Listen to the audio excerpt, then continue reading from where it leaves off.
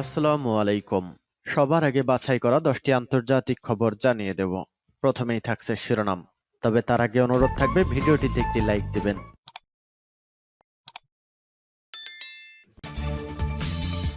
দখলদার ইসরায়েলি বাহিনী এবং ফিলিস্তিন পুরোদমে যুদ্ধ চলছে, যার জেরে পৃথিবী এখন তৃতীয় বিশ্বযুদ্ধের দ্বারপ্রান্তে। আমাদের হাতে এসেছে সর্বশেষ সব আন্তর্জাতিক ভয়ঙ্কর সংবাদ। প্রথমেই জানিয়ে দেব সংবাদ শিরোনাম।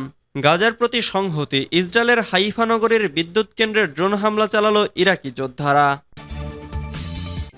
এরপর জানিয়ে দেব চূড়ান্ত বিজয় ফিলিস্তিনিদের, শেষ পর্যন্ত ফিলিস্তিনের পাশে থাকবে ইরান। এদিকে গাজার সুড়ঙ্গ থেকে ইসরায়েলি জিম্মি উদ্ধার।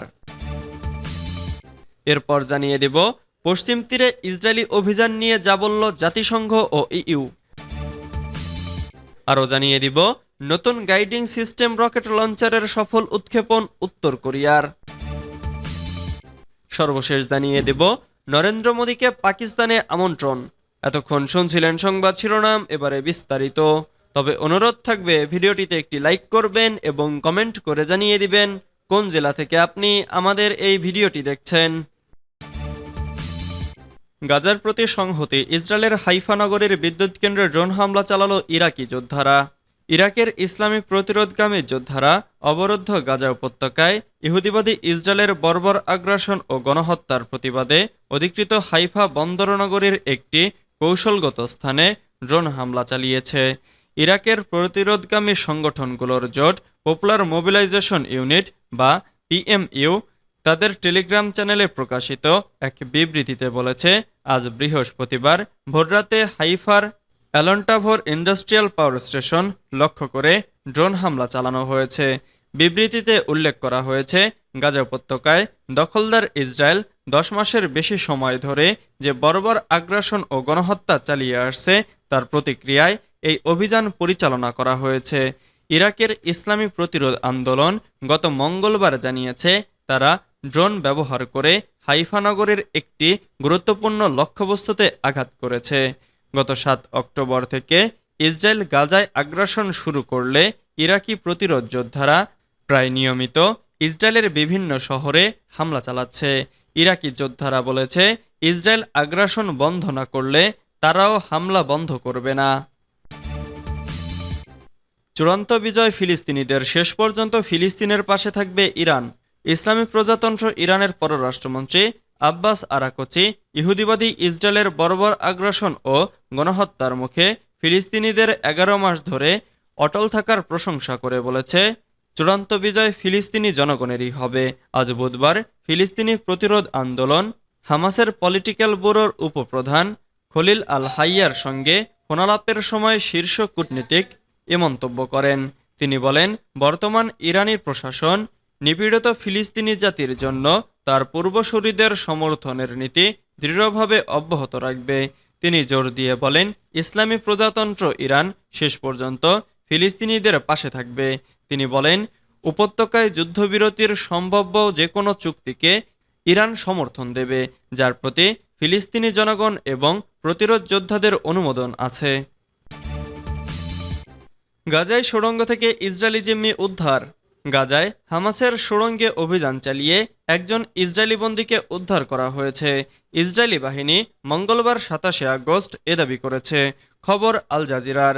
এক বিবৃতিতে ইসরায়েলের প্রতিরক্ষা বাহিনী বলেছে, গত বছরের 7 অক্টোবর ইসরায়েলে হামলা চালিয়ে অন্যদের সঙ্গে কায়েদ ফারহান আল কাদিকে জিম্মি করে নিয়ে যায় হামাসের বন্দুকধারীরা।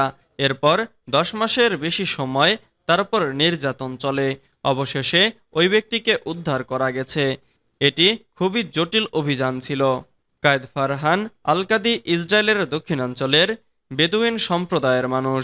গাজার সীমান্তবর্তী কিবুতজে তিনি নিরাপত্তারক্ষীর কাজ করতেন। তাকে দক্ষিণ গাজার একটি সুড়ঙ্গে জিম্মি করে রাখা হয়েছিল। শারীরিক মানসিক অত্যাচারে থাকায় তার অবস্থা ভালো নয়। উদ্ধারের পরই ফারহানকে হাসপাতালে ভর্তি করা হয়েছে। বর্তমানে তার অবস্থা স্থিতিশীল বলে জানিয়েছেন চিকিৎসকরা। উদ্ধারের বিষয়টি নিশ্চিত করেছেন ইসরায়েলি সামরিক বাহিনীর মুখপাত্র রিয়ার অ্যাডমিরাল দানিয়াল হাগারি। তিনি জানান, গাজায় ভূগর্ভস্থ একটি সুড়ঙ্গে অভিযান চালিয়ে ইসরায়েলি সেনারা ফারহানকে উদ্ধার করে, তবে অভিযানের বিষয়ে বিস্তারিত জানাননি তিনি। পশ্চিম তীরে ইসরায়েলি অভিযান নিয়ে যা বলল জাতিসংঘ ও ইইউ। ফিলিস্তিনের অধিকৃত পশ্চিম তীরে ইসরায়েলি অভিযান বন্ধের আহ্বান জানিয়েছেন জাতিসংঘ মহাসচিব অ্যান্তনিও গুতেরেস। এই অভিযান ইতোমধ্যেই বিস্ফোরণে উন্মুখ পরিস্থিতিকে আরও উস্কে দিচ্ছে বলে মন্তব্য করেছেন তিনি। অন্যদিকে পশ্চিম তীরের অভিযানের মধ্য দিয়ে ইসরায়েল আন্তর্জাতিক আইন এবং মানবাধিকার লঙ্ঘন করছে বলে মন্তব্য করেছেন ইউরোপীয় ইউনিয়নের মানবিক সহায়তা বিষয়ক কমিশনার জনেস লেনারসিক।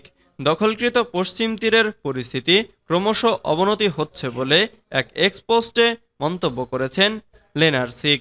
পশ্চিম তীরে বুধবার রাত থেকে কথিত সন্ত্রাসবিরোধী অভিযান শুরু করে ইসরায়েল। ২০ বছরের বেশি সময়ের মধ্যে পশ্চিম তীরে এদিন সবচেয়ে বড় আগ্রাসন চালায় ইসরায়েলের বর্বর বাহিনী। এজন্য জেনিন, তুলকারেম এবং তুবাসে শত শত সেনা মোতায়েন করা হয়। ইসরায়েলি এ আগ্রাসনে শিশুসহ অন্তত ১৮ ফিলিস্তিনি নিহত হন। গুতেরেস এ হত্যাকাণ্ডের তীব্র নিন্দা জানিয়েছেন এবং বেসামরিক নাগরিকদের সুরক্ষা এবং তাদের নিরাপত্তা নিশ্চিত করার জন্য তেল আবিবের প্রতি আহ্বান জানিয়েছেন। এদিকে বিবিসি সংবাদদাতারা জানাচ্ছেন, জেনিন সহ কয়েকটি শহরে এখনও অভিযান চলছে। নতুন গাইডিং সিস্টেম রকেট লঞ্চারের সফল উৎক্ষেপণ উত্তর কোরিয়ার। উত্তর কোরিয়া নতুন গাইডিং সিস্টেম সমৃদ্ধ ২৪০ মিলিমিটার মাল্টিপল রকেট লঞ্চার উৎক্ষেপণে সাফল্য দাবি করেছে। বুধবার ২৮শে আগস্ট উত্তর কোরিয়ার রাষ্ট্রীয় গণমাধ্যম এ তথ্য জানায়।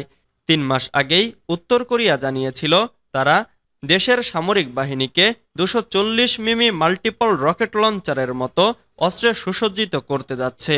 এ ধরনের রকেট দক্ষিণ কোরিয়ার রাজধানী সিওল এবং এর আশেপাশের এলাকায় আঘাত করতে সক্ষম।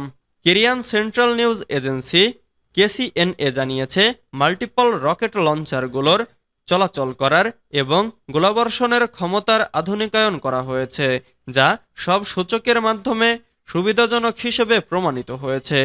আধুনিকায়নের এই প্রক্রিয়ার মধ্যে রয়েছে নতুন প্রয়োগ করা গাইডিং সিস্টেম, নিয়ন্ত্রণ করার ব্যবস্থা এবং ধ্বংসলীলা চালানোর সক্ষমতা।